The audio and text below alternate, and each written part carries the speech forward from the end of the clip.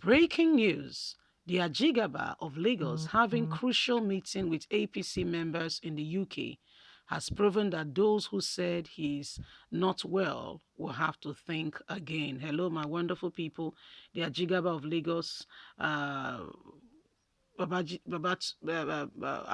Ahmed Bola Tinubu is currently in the UK.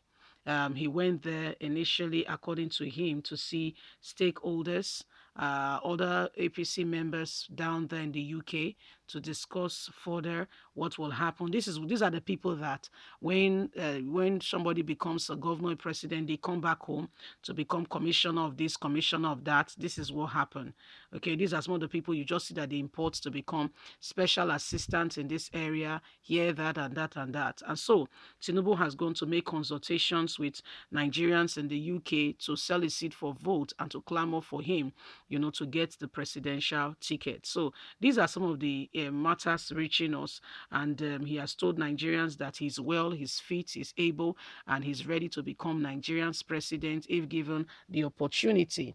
Many people have different opinion as to who becomes Nigerian's president because again and again we've been deceived for far too long. We've been deceived again and again.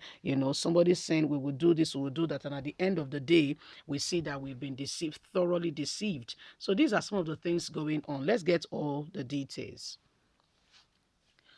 Ajigaba of Lagos having meetings with APC members in the UK has proven that he's well and able.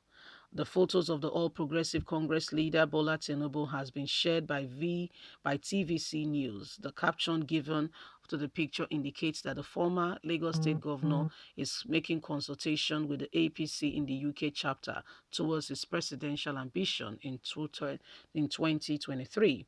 These pictures are coming after it was rumored in some news media that the Ajigaba has traveled to the United Kingdom just to see his doctors. That is not the only reason he has traveled, although some of the rumor has indicated that the medical checkup is part of it, but it's not the only reason. He's also there based on consultations to ensure who gets the presidential ticket and eventually becomes Nigerian's president. To counter the rumor, the Ajigaba has sent pictures to show him having meetings with stakeholders. But Nigerians have asked, how long does it take to have meetings with stakeholders? Can you have the meeting for all day, for all year round, all week round? You are there to decide and to speak on your interest to run for the position of the president of the country. It only takes a few minutes to hours to have that discussion, and before you know it, you can see your doctor within a few hours, and the same thing is all said and good. Nigerians have said, if you want to rule the country, then prove to us that you are not just medically fit alone, also show that you have all it takes, integrity and your source of wealth being revealed to all, and much more. So these are some of the questions and the terrains which Yajigaba has to scaled through in terms of what is happening now, because what we see currently now is that some persons are not happy and do not believe that the Ajigaba has what it takes to rule. Why some other people of the opinion that his ruling is more of his mind, of his heart, than it is of his person being seen and displayed to all, that he can do it in respective of whatever anybody says. So again, the elections are around the corner, but Nigerians are the ones to decide who will become the president. That is if our vote counts. Because again, in Nigerian politics, it's not like, most of the other developed countries in the world where somebody, to a large extent, I say, I did not say it's all transparent, or to a large extent it's transparent, because what we see right now is that some people will come out and tell us that when you indicate for your interest to run for a position, you'll be surprised that what you thought, the person you thought was voted for, may not be the one that emerges as the winner. We've seen them rejecting,